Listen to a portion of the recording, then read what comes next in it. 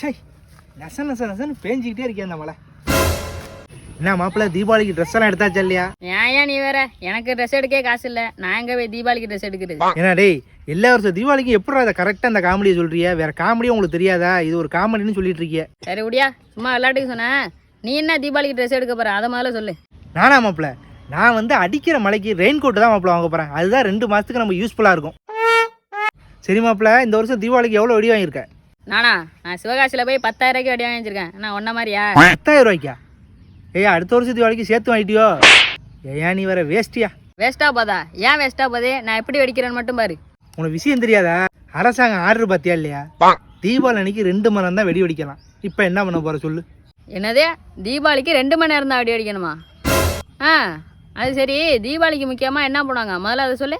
தீபாவளிக்கு என்ன அதிகமாக வெடி வெடிப்பாங்க, கொஞ்சமாக பலகாரம் சாப்பிடுவாங்க. சரி மாமா ஏரியா, தீபாவளி அன்னைக்கு ஒயின் ஷாப்பு எவ்வளோ நேரம் வந்திருக்கும் அதை முதல்ல சொல்லு. இது மதுபான கடையா? அது எனி டைம் திறந்தா இருக்கும், அதுக்கு கணக்கே கிடையாது. ஏன் நீ அதை கேட்குற? அடங்கொப்புறான, தீபாவளி அன்னைக்கு வெடிக்க 2 மணி நேரம், குடிக்க 10 மணி நேரம். நல்லா இருக்கியா உங்க நியாயம்?